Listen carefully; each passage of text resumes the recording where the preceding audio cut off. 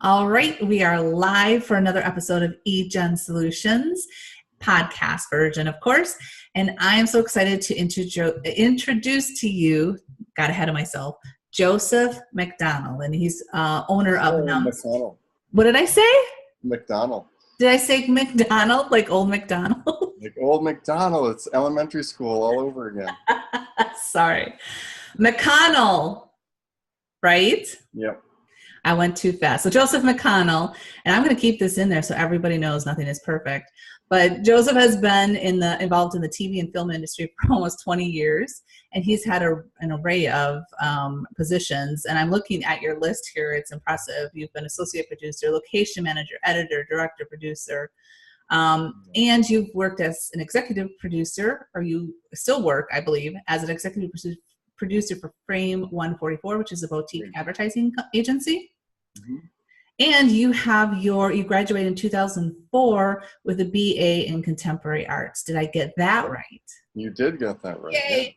Yeah. All right. Awesome. Well, thank you so much for coming. And we're going to have a lot to talk about. And I didn't even tell you what I was going to ask you. So this is going to be even more fun. Nice.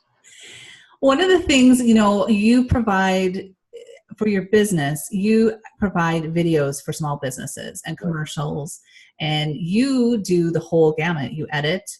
I've worked with you with editing, and you do a great job, and you can really tell a story. And that's what I was so impressed with by you. Can you tell us just a little bit more about how you kind of approach it with small businesses and some suggestions? Anything you want, really. Yeah, I want to know more about what you do and how you can help. So I worked for a number of years in film and TV. And 20, yes. That's a lot. You said all the nice jobs that I have. You didn't say the production assistant or driver when I was taking out the trash for many years. You worked your way up then. But yeah, so I worked my way up and then worked on film and TV shows, and then over the years started working on commercials. And some small commercials, some being big commercials, $500,000 or $1 million. And I really just watched how much money businesses are kind of throwing away on one commercial, one 30-second spot or 1 minute spot that goes on TV, and then it's gone. Mm-hmm. And everyone's very excited about it, and you get famous directors on them, and it's a wonderful hoopla, and people like me get a lot of money. But at the end of the day, like you or I are watching the TV, and that commercial's here and it's gone. Right. And then there's no options really for small businesses, because what do you see apart from a big McDonald's or a Ford commercial?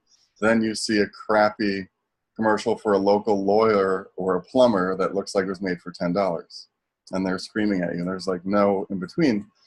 So that's when I wanted to start doing ads for small businesses and keep the costs low, because I know how to write and direct and produce. So it's just kind of me, a one-man show, coming in with my camera and materials. If they want more, then I'll hire a small crew, but it's still like within the reasonable budget of $1,000 to $10,000.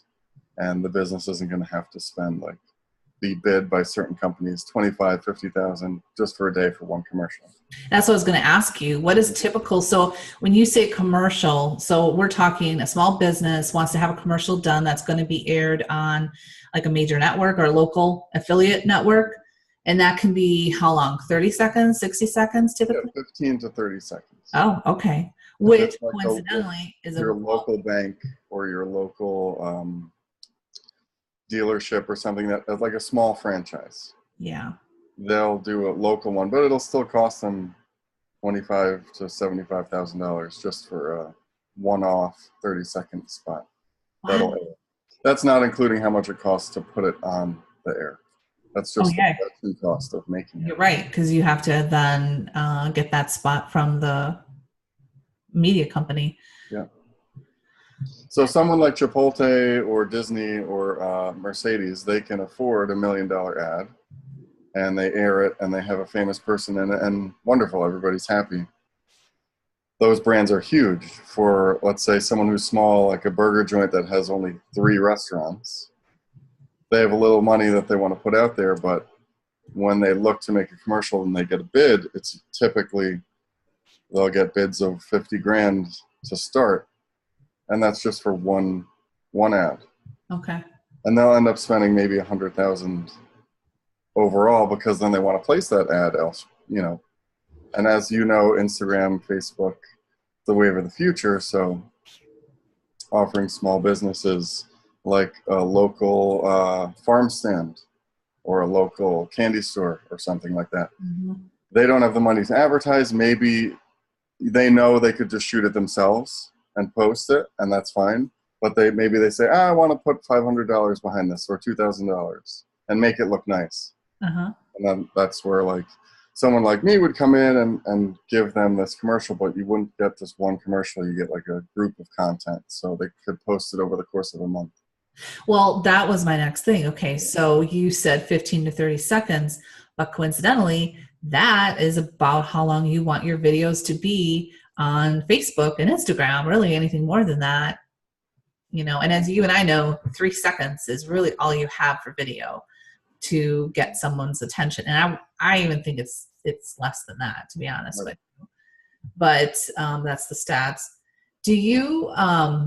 So when you come in and you talk to someone, do you kind of give them an idea of like, look, we can do this one big shoot, and then this is how we take pieces from it to use for social media? Yeah, I'll basically say like go to my YouTube because I have a wealth of footage there that I've and work that I've done. So I'll just say like we can make it look like this, and this is, you know, it'll cost X amount.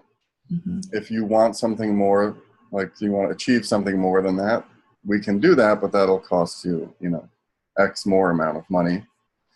And then basically I say it's up to them, like how you want to break up your content. Do you want 4 15-second ads? Do you want 3 30 seconds and a 5-second one? Like, how do you want to do this? Yeah. And that's really up to them. I mean, I'd recommend like, hey, we should do a 15-second and a 30-second and 2 or 3 7-seconds. That'll give you a month's worth of content. Every week you can post a new video. Well, even if you release one once a month, that now gives you how many, you know, if you develop a storyline or, you know, however you want to do that. But that content can be used on Instagram, their websites, their Facebook, which we know is loving video right now, everything. And that's not that bad. So I know for you, because you edit some of these podcasts for us, even that is a great service because we can do teasers and things of that nature that really get people interested in coming over to the full version. And even that can be a resource for people. Yeah. So what, in fact, I'm going to share my screen here. Can you, I think you can see, if you give me just a second here. I'm hoping I'm sharing, oops, I'm not sharing the right screen. Hold on. Can tell us just a little bit about, did it again. What is happening? No. This is what happens when you go live. I guess so. So you have one, which is a brewing company. And now. Yes. And so that's what we're looking at here. So this is hipster beer reviews. Now, was this whole idea kind of thought up and produced by you? Somewhat, but not entirely, because so this is Sam Masoto. He's the owner of Bond Place Brewing Company in Bethlehem, Pennsylvania.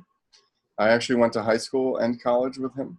Okay. And just so, because I'm going to stop because we're in video, we can see everything. Sure. So for those that are listening, we're actually on YouTube, on Joe's YouTube channel, and we have a gentleman that looks like he's got beer cans. It is a very hipster, even beginning shot. He's got beer cans. He's got one can open, a glass, and he's sitting sideways looking out, I'm assuming. Mm-hmm. Okay, so go ahead. Tell us, break it down. So Sam loves goofy movies and parodies, and his customers like parodies too, because he posts 2 videos a week, and his customers look forward to it because it just breaks up their day and makes them laugh. So we're doing kind of like an SNL variety show thing where he has all these ideas for characters, and he already had some before I came on board. And then I just come in and say, hey, let's do this with that character. So he has this guy who's like a parody of a hipster, and then he's got these Italian guys, Nicky Bones, and the Alsatian which is a joke of like this super hipstery European guy. And then depending on the beer release, what type of beer is coming out, we might develop new characters, or we'll use the same, recycle the same like group of 6 to 12 characters that his customers like. And then we'll play around with it. If the video doesn't do well, or the customers aren't talking about it when they come to the bar, we'll get rid of that one. Yeah. A lot of the times the customers will come in and do lines from the videos. So in our minds, we're like, great, they like that character, so let's make something else with that character in like 3 weeks, because we don't want to like overload and Right. burn it out. But, so this guy's hipster beer reviews, he's just supposedly like a dorky hipster who wanted to work at Bond Place Brewing Company, but he never asked them because he's too nervous. So he just does beer reviews of their beer. And that's so far where he's gone. Okay. So he had these characters already developed. Now he has a brewing company. I'm assuming there's a bar in there as well, obviously. And that's where customers come in. So he's developed in real life, previous to you arriving, he's had these characters developed. Mm-hmm. And so what you did is you translated that into an online version of what he was already doing, right, to get more exposure, basically, and create more story. He's an actor by background. Is he?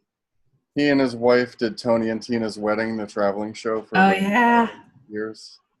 So he has a lot of like creativity, and he was filming these like on just his camera, but then he wanted to like kind of up the game and put in editing and make it a little cleaner looking.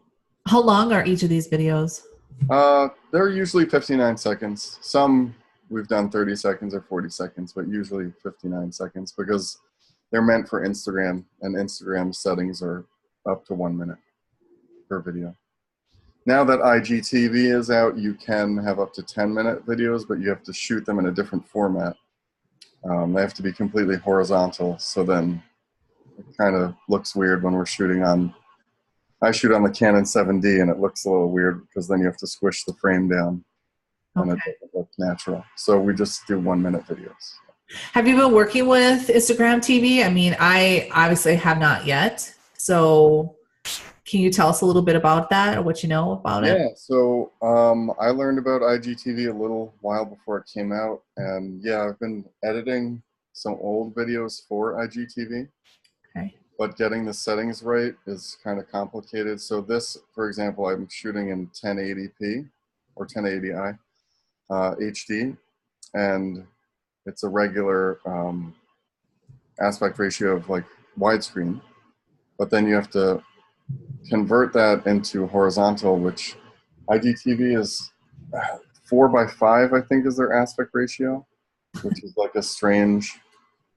It's fine if you videotape horizontal on your phone, but then if you're importing from other cameras, you really have to convert it, and then it looks like it's squished. So IGTV is really cool. Like, it'll take over YouTube eventually, and everyone can just go to Instagram and see everything there.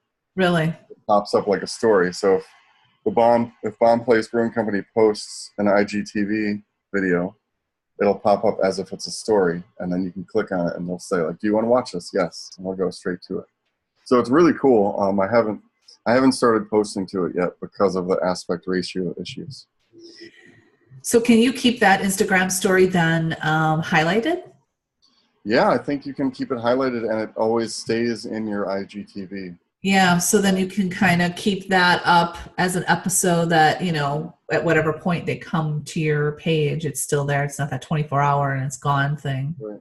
So as long as you keep posting content, people will get sent to your IGTV, and they might see your list of, oh, they did other ones, and I'll click on that and watch it. Yeah. Oh, that's cool. And so this has been working out well for them? Yeah, they actually have like a really good rate of engagement from their customers, and I don't know exactly how well it translates into more beer being sold, because you can never tell that. Like, no one orders beer over the phone. Right. But they're busy all the time, and they're getting at least 1,000 or more views per video, and they only have, I think, 6,000 followers. Well, that's good. That's good. Yeah, sometimes they'll get 2,000 or 2,500, or sometimes I'll get only 750, but that's the range that they're getting, and that's good engagement rate. That's good. And he likes it and makes him happy as the boss. So. Oh, as long as they're happy, right? Yeah. Awesome. So I'm just going to do a little adjustment here. Can you tell us, because I just changed like the view of him. Should we try to play it? I don't know if everyone will hear it though. Yeah, you could go for it.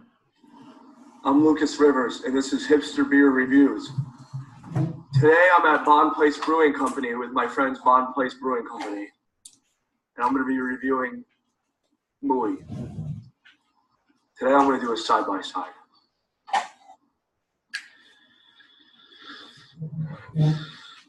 Awesome bouquet on Bond Places. And now for a taste of each.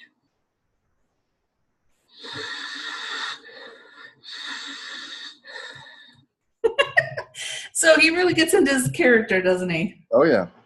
That's cute. That's cute, Joe. Mm-hmm. So we've done, so far I've been with them like a little over 6 months, and we've done about 75 videos. I only posted, I think, 49 on YouTube so far. Okay. And this is what, but I would think that, you know, as a business owner, he can take a look at how things were when you started, you know, business-wise, and what the increase has been since you've been going. Right. So I would assume that that is a good judgment of, you know where your marketing efforts are being placed right now, and does it increase? Right. I would guarantee you he probably does. He's probably got an increase with them. And even if it's not increasing beer sales, it's keeping his customers happy, and he has a lot of regulars. Yeah. Because of that. So well, and I'm sure they share and they talk about it, and so it goes viral in that aspect. Something to talk about, and then they get to see the bar, like, oh, they were filming right here. And do they also then give suggestions? Yeah, I think they have made suggestions to one of the bartenders, Kevin. My niece Alex actually wrote the last video that we did because she was excited about them. So she gave us an idea, and it was actually pretty good. So I'm like, all right, let's try that. But yeah, we've had a few people come in and give suggestions. But that's how you build a community too, and everyone's waiting for it and excited, and so that's awesome. Yeah. So obviously video has worked. You've seen it in Instagram. Have you used it in other places that you've seen it work? Is Facebook or YouTube, anything like that you've had past experience with? I never had good luck with like going viral on YouTube or anything. Okay. But yeah, I've noticed it works sometimes here and there on YouTube. 2 years ago, my girlfriend and I did just a travel show for fun. Mm-hmm. We called it Good Times on a Dime, and it was just tips to help budget travelers. Like, I want to go to Hungary, but I only have $2,000, and these things online say it would cost $3,500, and it's like tips on how to actually have fun but not spend so much money. So we did an episode on Iceland, which was 27 or 23 minutes long, and it didn't get very many views. But then I did about 10 or 12 mini episodes of 2 minutes each, where I would say, oh, today we're discussing this landmark or this place to go to in Iceland. And 1 or 2 of them ended up getting like several hundred views more than the others. So, and had a few comments. So it's like, okay, some of them were working, like people are looking it up. It's just the attention span, you know, the 2-minute one is obviously better than the 23-minute one. Yeah. And I will also, just because of what I do with social media, I will guarantee you that you probably had those landmark names in the title of those videos. Mm-hmm. And then that was what, because you remember YouTube is the second largest search, you know, or search where people go to search. Right. And so if they're looking at, I want to see, maybe, you know, whatever landmark, was it Blue Lagoon or whatever, and you've got a video, now you come up in search. But also don't forget too that YouTube and Google play very nicely. So you can rank on first page of Google in a search with your title as well. So that's really where video on YouTube is important in that game. And I apologize, everything is so dark because I've had a storm move in. So Right. I You're look like taking the this way storms from New right York. now. So it got very dark here quickly. But anyway, thank you.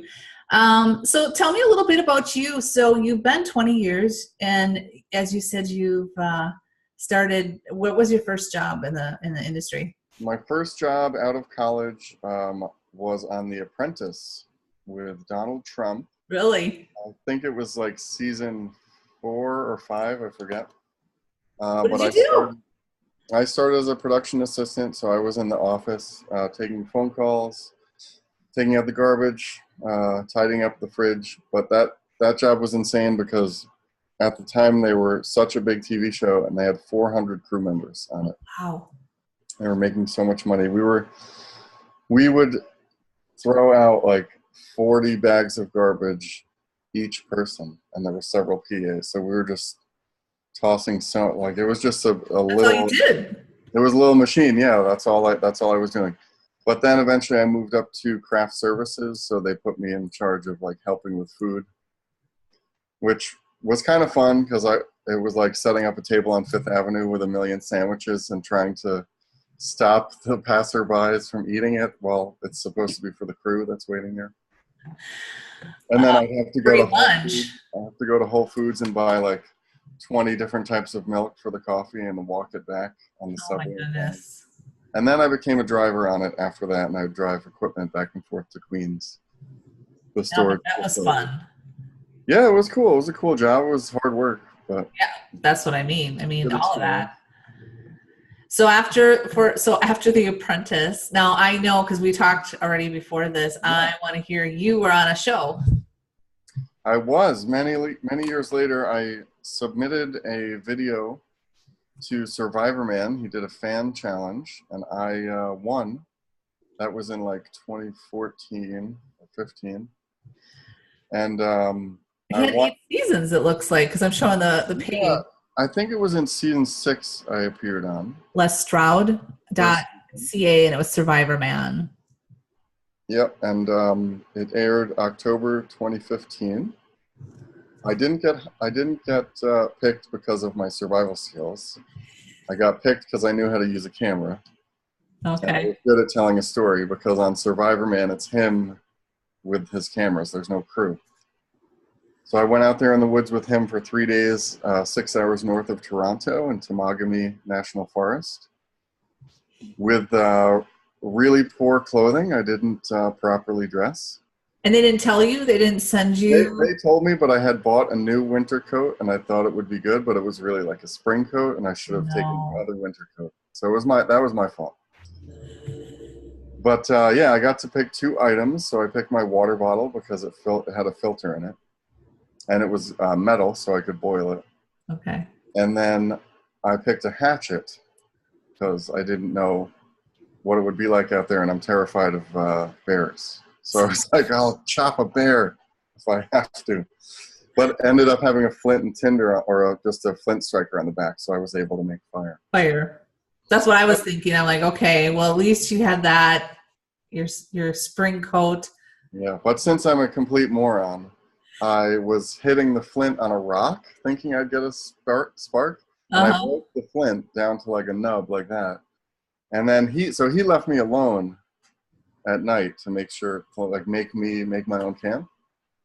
And he came back just to check on me, and I was like, hey, so how do you get a strike off the flint? And he's like, just use the axe handle. I was like, oh God, so stupid.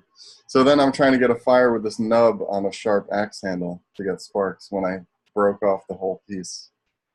Oh my God.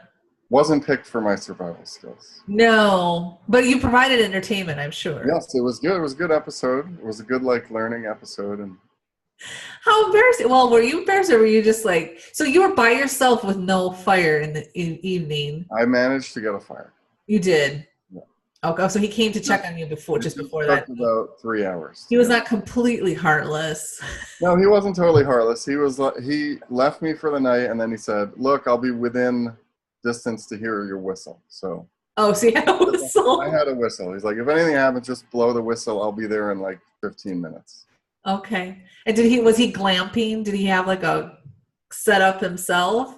No, he had some more equipment than me. He wasn't glamping. Like he was still out in the woods, but he had a tarp, and he had actually a little survival tin that it was his new survival tin he was selling, so he was testing it Okay. out.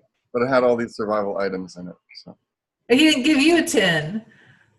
he didn't. No. Well, that would have been a great little test product. Maybe he was afraid to after he saw you come with the coat. When we started and we went out, he offered that because I brought my Les Stroud book, Uh-huh. How to Survive Out There, just to show him, to be like, hey man, like I thought it'd be cool to bring this. But then he offered like, hey, do you want to bring that out? And I said no, but I regret saying no because I should have brought it out and I could have looked like, oh, I can do this and this. Because my shelters were terrible. The first night I just picked a spot under a bunch of trees. Because I thought, well, if it rains, it'll just hit the trees and not me. But I didn't build anything really. And then the second night, How did that work for you? it was cold, really cold. Oh, I'm sorry, but it is a good story. Yeah, and it came out. It looks good on camera. All right, so it's season 6 and one of those episodes. It's episode 1. It's Challenged by the Master. Okay, I'll have to go check that out. That's funny. So all in all, you enjoy what you do, I take it. Mm-hmm. Yeah. And then if somebody wanted to get a hold of you now, can you also, and I didn't ask you, so I apologize if I'm putting you on the spot. Oh boy. You kind of help people with like creative ideas. Is there like a package they could, purchase from you and say, hey, do an audit of what we have and maybe give us a strategy?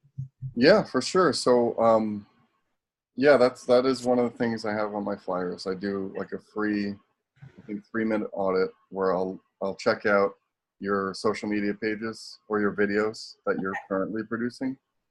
And then I'll just tell you what you can improve on and what you should target in terms of story as well as like video quality. Okay. And then that's like the free thing. And then if you want to take steps I have 3 packages. I do specials that are like starting at 1,000. I do one of those every month.